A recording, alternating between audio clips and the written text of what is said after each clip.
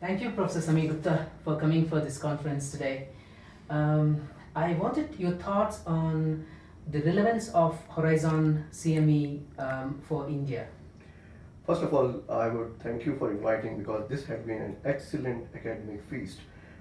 Interaction and excellent delegates and speakers, local as well as from abroad.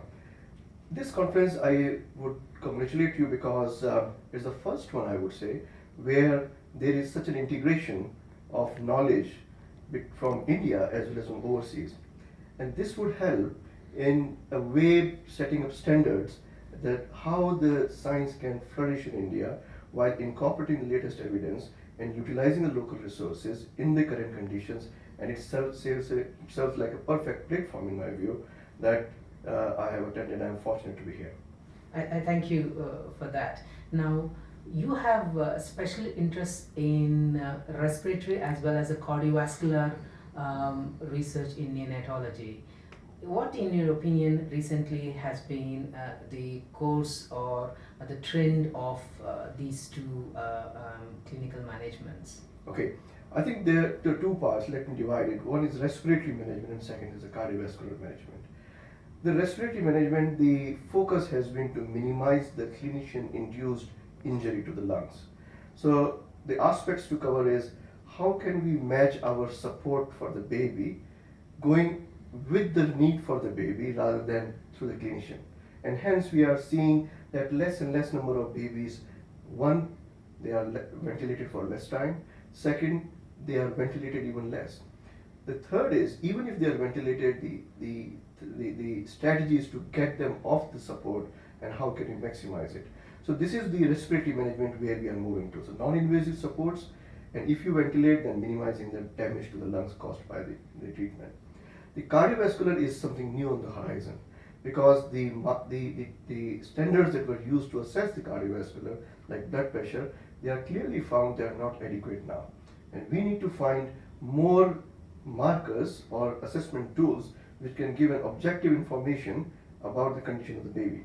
And non-invasive markers that includes the preload and afterload and the function, the echocardiography is very crucial. And I would certainly urge, as the science develops in India, there is so much of talent that someone from each unit is trained in the functional echocardiography so that on a day-to-day basis can advise on the assessment of the function, which will not only help in the ventilation, but it is the acute phase where the babies are most sick and can help in improving the care and the management. That's true. Now, in medicine, clinical medicine is changing rapidly in every specialty. And there are several questions will be raised during your clinical management of the patients. Now, we generally seek the solutions from the places, from a different solutions from a research which is done in a different parts of the world. But we do feel that we do not have the local data or local solutions for these kind of clinical problems. You yourself have contributed to a lot of evidence-based research in UK, and you have set up research work and promoted research as well. For people like us working in India who are keen to do research or promote research or at least follow the evidence-based guidelines, where to start and how do we spread that around? I think this is another point where I would congratulate you and Horizon and OVM because it is quite a new thought where you have a clinician with a protected time for research. Now, this is an excellent starting point even in the private sector. Now, that's a model that should go out and people should know about it. Having some protected time and the interest that will help in developing research locally and utilizing the babies into different research studies as you're already coming on to the study starting on the brain cooling.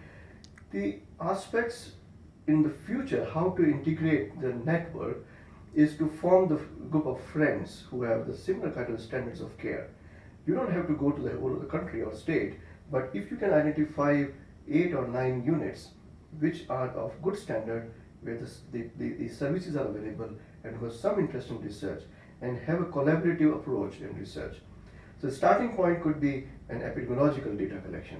So just knowing where to start from, Yes. and we have some baseline data on the standards of practice that we are doing, does not require any money, does not require any investment or approvals. That is itself going to give a wealth of data which can be published. From there, the questions will automatically emerge. That these are the questions we need to answer based on what we are facing and the outcomes we are seeing. And starting with one or two projects collaboratively and then building upon it is a nice sequential approach where you automatically will grow and the world would see how good the research is coming out from here. I thank you for the encouraging words and I thank you for your time. Thank you very much, Samir. Thank you again for inviting. It's a pleasure being. It's a feast, I would say. I feel the same. Thank you. Thanks.